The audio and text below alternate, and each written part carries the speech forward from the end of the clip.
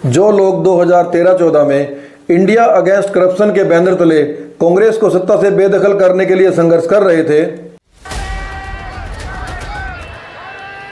वही लोग आज एक्शन अगेंस्ट हेट के बैनर तले हेट स्पीच का विरोध करते हुए भारतीय जनता पार्टी को सत्ता से बेदखल करने के लिए संघर्षरत हैं। जी बिल्कुल, जिस तरीके से बीजेपी और आरएसएस के लोग अपने राजनीतिक फ़ायदे के लिए लोगों को संप्रदाय के नाम पर, धर्म के नाम पर बांटने का काम कर रहे हैं, उन लोगों से हमारा सीधा संदेश यही है कि ये देश किसी एक के बाप का नहीं है, ये देश सबके बाप का अगर है तो।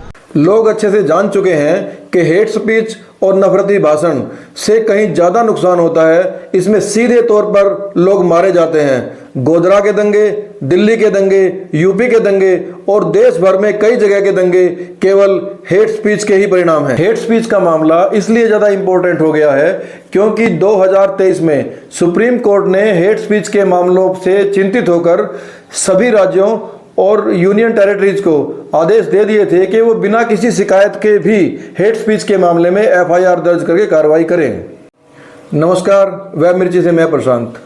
मोदी सरकार ने देश का कितना नुकसान किया है, इस बात का अंदाजा इसी बात से लगाया जा सकता है कि 10 साल में शासन के बावजूद अभी तक भी मोदी सरकार के पास विकास और विजन के नाम पर बताने गिनवाने के लिए कुछ खास नहीं है, बल्कि 2024 लोकसभा चुनाव के प्रथम चरण के पूरा होने के बाद जो रुझान आ रहे हैं उसमें बीजेपी साफ तौर से हारी हुई नजर आ रही है और इससे परेशान होकर खुद नरेंद्र मोदी ने प्रधानमंत्री की गरिमा का ध्यान न रखते हुए दोबारा से हिंदू मुस्लिम में देश को बांटने की स्पीच देनी शुरू कर दी है। राजस्थान के बांसवाड़ा जिले में रैली को संबोधित करते हुए नरेंद्र मोदी ने मुसलमानों के खिलाफ साफ तौर से नफरती भाषण देते हुए कहा कि कांग्रेस सरकार सत्ता में आने के बाद सारी संपत्ति एकत्रित करके किसे देगी, किसको बांटेगी? उन्हीं को बांटेगी जिनके बच्चे ज़्यादा हैं, उन्हीं घुसपैठियों को बांटेगी, यानी उन मुसलमानों को बांटेगी। आपके गले का मंगलसूत्र भी कांग्रेस सरकार नहीं छोड़ेगी। नरेंद्र मोदी की इस नफरती भाषण से पूरी दुनिया में देश की बदनामी हो रही है। पहले जब उनकी सरकार थी उन्होंने कहा था कि देश की संपत्ति पर पहला अधिकार मुसलमानों का है। इसका मतलब ये संपत्ति इकट्ठी करके किसको बांटेंगे? जिनके ज्यादा बच्चे हैं उनको बांटेंगे। घुसपैठियों को बांटेंगे। क्या आपकी मेहनत की कमाई का पैसा घुसपैठियों को दिया जाएगा? आपको मंजूर है? ये कांग्रेस का मैनिफेस्टो कह रहा है कि वो माताओं बहनों का सोने का हिसाब करेंगे, उसकी जड़ती करेंगे, जानकारी लेंगे और फिर उस संपत्ति को बांट देंगे और उनको बांटेंगे जिनको मनमोहन सिंह जी की सरकार ने कहा था कि संपत्ति पर पहला अधिकार मुसलमानों का है। भाइयों बहनों, ये अर्बन नक्सल की सोच, मेरी माताओं बहनों, ये आपका मंगलसूत्र भी बचने नहीं देंगे। लेकिन अब जनता इतनी समझदार हो गई है, बीजेपी की साजिश को समझ चुकी है कि मोदी की हेट स्पीच के तुरंत बाद देश भर से 17,000 से ज़्यादा शिकायतें चुनाव आयोग को मिल चुकी हैं और अनेक पुलिस थानों में नरेंद्र मोदी के खिलाफ हेट स्पीच मामले में एफआईआर दर्ज करने की शिकायतें जा रही हैं। हरियाणा के हिसार की ही एक संस्था एक्शन अगेंस्ट हेट ने 2 दिन पहले चुनाव आयोग को नरेंद्र मोदी की हेट स्पीच के खिलाफ एक्शन लेने के लिए कई शिकायतें ईमेल द्वारा भिजवाई थी। उन पर अभी तक कोई कार्रवाई की सूचना नहीं मिली है। उसके बाद आज एक्शन अगेंस्ट हेट के सदस्यों ने हिसार पुलिस स्टेशन में शिकायत देकर नरेंद्र मोदी की हेट स्पीच मामले में एफआईआर दर्ज करने की मांग की है। इंडिया अगेंस्ट करप्शन से शुरू होने वाले हिसार के आंदोलनकारी अब एक्शन अगेंस्ट हेट तक पहुंच चुके हैं। लोग पूछते हैं कि पिछले 10 साल में आज नरेंद्र मोदी ने क्या नुकसान किया है देश का, तो हम आपको बताएं कि नरेंद्र मोदी ने असल में या भाजपा सरकार ने क्या नुकसान किया है देश का। ये वही लोग हैं जो 2013-14 में इंडिया अगेंस्ट करप्शन में अन्ना आंदोलन में शामिल थे और जो कांग्रेस का खुलकर विरोध कर रहे थे, जिन्होंने साफ तौर से गांव-गांव में जाके, शहर-शहर में जाके ये बताया था कि आप लोगों को कांग्रेस को हराना क्यों जरूरी है। आज इन्हीं लोगों की ये हालत हो गई है, ये स्थिति में आ गए हैं कि अब ये हेट के अगेंस्ट एक्शन करने पर उतर आए हैं। तो हम इनसे बात करते हैं। आज ये मोदी ने जो हेट स्पीच दी है उसके खिलाफ हिसार के सिटी पुलिस स्टेशन में FIR लॉन्च कराने के लिए आए हैं। तो अभी हम बात करते हैं हिसार के एक्टिविस्ट लोग जो एक्शन अगेंस्ट हेट ग्रुप के साथ काम कर रहे हैं। नमस्कार जी, मनोज कड़वासरा जी हैं हमारे साथ। तो ये इस मामले के बारे में बताओ कि आप यहाँ किस लिए आए हैं। हम यहाँ पे एक शिकायत देने आए हैं कि जो हमारे माननीय प्रधानमंत्री नरेंद्र मोदी जी, उन्होंने हाल ही में राजस्थान के बांसवाड़ा में एक स्पीच दी थी, जिससे सोशल मीडिया पे हमने देख के हमें लगा कि ये तो हद हो गई है और हमारी बर्दाश्त से बाहर थी। क्योंकि इससे बड़ी और एक प्रधानमंत्री पद के गरिमा को ठेस पहुंचाते हुए जो उन्होंने स्पीच दी है एक जाति विशेष के खिलाफ, और इसके अंदर और भी बहुत कुछ है, जिसमें औरतों के मंगलसूत्र के व हिंदुओं के बारे में, मुस्लिमों के भी ये इतने जो है बच्चे पैदा करते हैं उनको बांट देंगे, इस तरह की मतलब उल जलूल। और एक प्रधानमंत्री के पद को ये शोभा नहीं देती कि प्रधानमंत्री होते हुए इस तरह की स्पीच दे। और ये स्पीच मेरे हिसाब से, मुझे 10 साल हो गए, बहुत कुछ सुनता था, लेकिन मैं ये देखता था कि भाई क्या पता क्या है क्या नहीं है। लेकिन जो ये स्पीच जो देखी है ये बर्दाश्त से बाहर थी। इससे बड़ी हेट स्पीच और नहीं हो सकती। अभी करीब करीब पूरे देश में 17,000 से ज्यादा शिकायतें चुनाव आयोग को जा चुकी हैं। तो आपसे ये सवाल है कि आपको लगता है, उम्मीद है कि आपकी शिकायत पे कार्रवाई होगी। ऐसा है जी, हम संविधान को मानने वाले हैं, हमने संविधान के अनुसार जो है कार्रवाई करी है। अब देखना संविधान को है, देखना है यहाँ की न्यायपालिका को है कि इस पे कार्रवाई करते हैं नहीं, या प्रशासन ने देखना है। उससे ही पता लग जाएगा भी यहाँ कितना माहौल, कैसा माहौल हो रहा है। तो ये जो है ना नफरत भरी बातें हैं, ये देश में दंगा फैलाने वाली बातें हैं, इनके खिलाफ कार्रवाई होनी चाहिए। जैसे ये आचार संहिता का भी उल्लंघन है सरेआम। राजीव सरदाना जी का मानना है कि संविधान में विश्वास रखने वाले लोग हैं और इनको उम्मीद है ये कार्रवाई होगी। अभी हम हर्षदीप जी से पूछते हैं, ये किसान आंदोलनों में भी शामिल है, मैक्सिमम एक्टिविटीज में हिसार में शामिल रहते हैं। आपसे ये जानना है कि यदि मान लो पुलिस कार्रवाई नहीं करती है जो आपने शिकायत दी है, तो फिर अगला एक्शन क्या रहेगा आप लोगों का। जी, अगर पुलिस कार्रवाई नहीं करती है तो इसके बारे में हम एक इस्तिगासा, जिसे कंप्लेंट बोलते हैं, वो कोर्ट में फाइल कर सकते हैं। निश्चित तौर पर पुलिस प्रशासन का ये फर्ज बनता है कि जिस तरीके से चुनाव आयोग भी अपनी भूमिका जो है जिम्मेवारी के साथ निभाने में नाकाम है, तो अब पुलिस प्रशासन का ही ये फर्ज बनता है कि जो जिस तरीके से सामाजिक और सामुदायिक वैमनस्य फैलाने की कोशिश हमारे प्रधानमंत्री ने की है, निरंतर 10 साल हो चुके हैं। 10 साल में एक बच्चा भी है जो जवान हो जाता है, मैच्योर हो जाता है, लेकिन प्रधानमंत्री जी का मानसिकता आज भी वही का वही है। पूरे 10 साल हो चुके हैं। मोदी जी की भाषा जो 10 साल पहले थी आज वही है। मुस्लिम, हिंदू मुस्लिम धर्म के नाम पे, जाति के नाम पे समाज को तोड़ने का इसके सिवाय इनके पास और कोई काम नहीं है। तो उम्मीद करते हैं कि पुलिस प्रशासन अपनी जिम्मेवारी बखूबी निभाएगा और आज देश के जो हालात हैं उनमें उनका अपना फर्ज निभाते हुए देश के लोगों का सामाजिक जो सामंजस्य है, सामाजिक ताना बाना है, जो उसको बचाने का काम करेगा। पुलिस प्रशासन के हम आज ये जिम्मेवारी देकर जा रहे हैं। 10 साल में प्रधानमंत्री नरेंद्र मोदी की वही भाषा है, ऐसा कहना है हरदीप जी का। हमारे साथ है जगदीश जी, आप बताइए इस बारे में क्या कहना है, क्योंकि काफी अनुभव रहता है आपका इस मामले में। बांसवाड़ा राजस्थान में मोदी जी ने जो कहा, मुझे ऐसे लगता है कि मोदी जी जो पहली टर्न है 102 MP की चुनाव की, उसके अंदर धरती में बैठ चुके हैं मोदी जी, और उनके मन में ये है कि अब सत्ता हाथ से जाएगी, और सत्ता जब चली जाती है तो सत्ता के भूखे लोगों का परिणाम क्या होता है उन्हें स्पष्ट दिखाई दे रहा है। इसलिए ये हिंदू मुसलमान सिख ईसाई जातिवाद के अंदर बांट करके या छोटी मोटी बातें हर समाज को बिगाड़ करके बरगला करके ये सत्ता हथियाने के लिए ये घटिया बयानबाजी करे, जो कि समाज में ठीक नहीं है। भारतवर्ष सभी धर्मों का है, किसी एक विशेष की संपत्ति नहीं है। तो इसलिए हमने मोदी जी के खिलाफ एक कार्रवाई करने के लिए थाना शहर हिसार में एप्लीकेशन सामूहिक रूप से मिल कर दी है। धन्यवाद। इनका मानना है कि जो प्रथम चरण के अभी चुनाव हुए हैं और उसमें जो बीजेपी की हालत बुरी हुई है उसकी बौखलाहट सामने आ रही है जो मोदी जी के भाषण में है। हमारे साथ अभी छात्र संगठन के प्रतिनिधि हैं, उनसे जानना चाहेंगे कि उनका क्या समझना है इस चीज के बारे में। जी, अपना नाम बता दीजिएगा। मेरा नाम आदित्य है और मैं प्रोग्रेसिव स्टूडेंट फ्रंट में लगातार काम कर रहे हैं।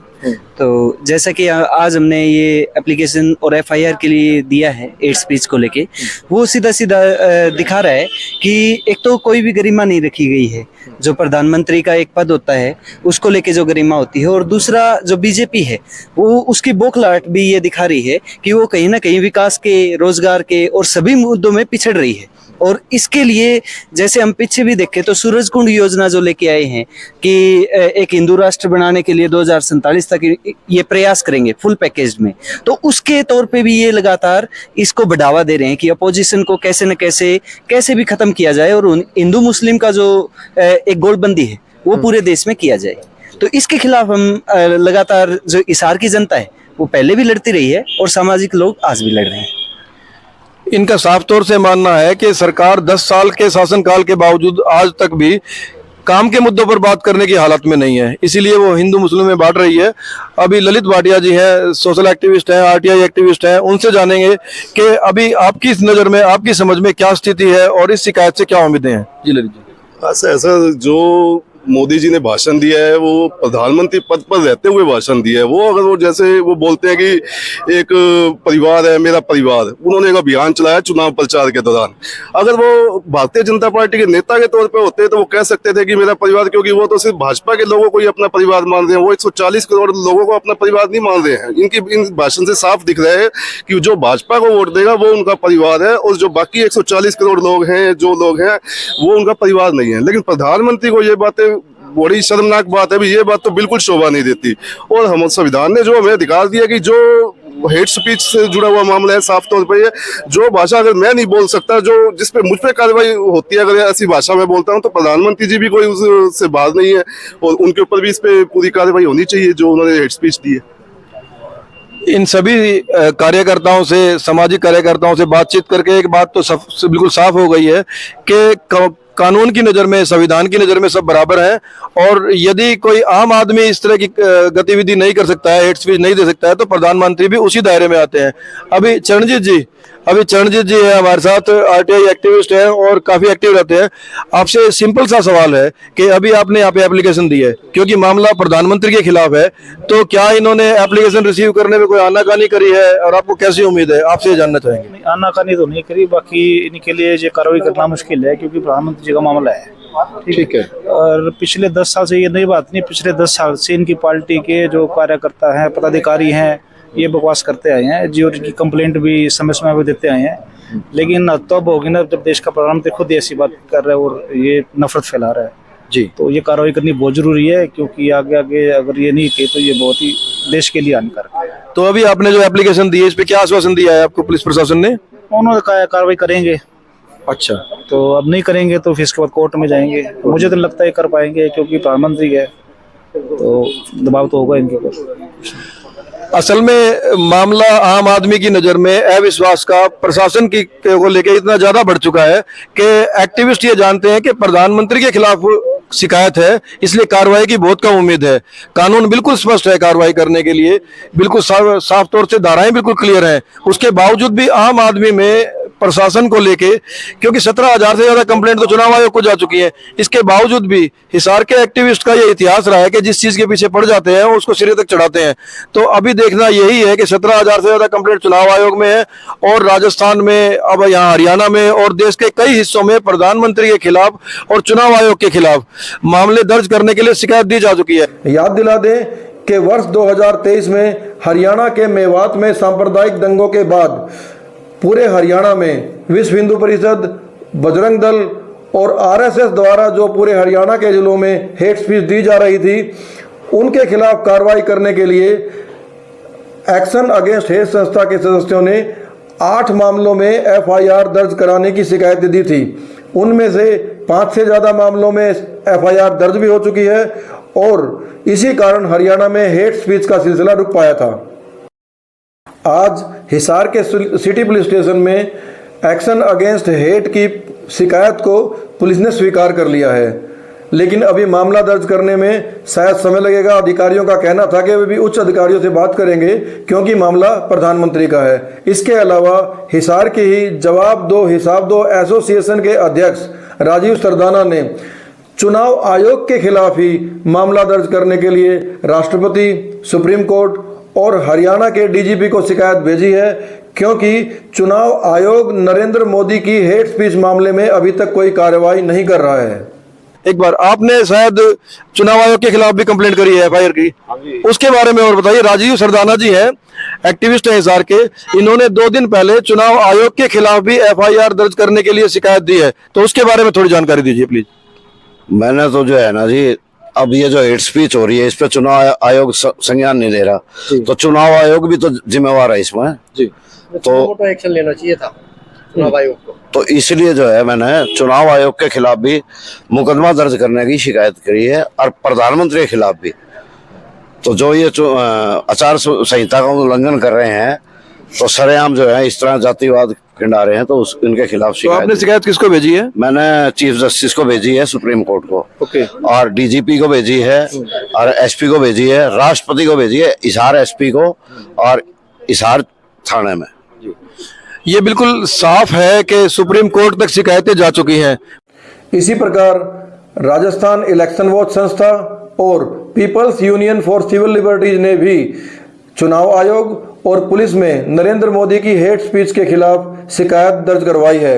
अकेले राजस्थान से ही नरेंद्र मोदी की हेट स्पीच के खिलाफ चुनाव आयोग में 2200 से ज़्यादा शिकायतें दर्ज हो चुकी हैं।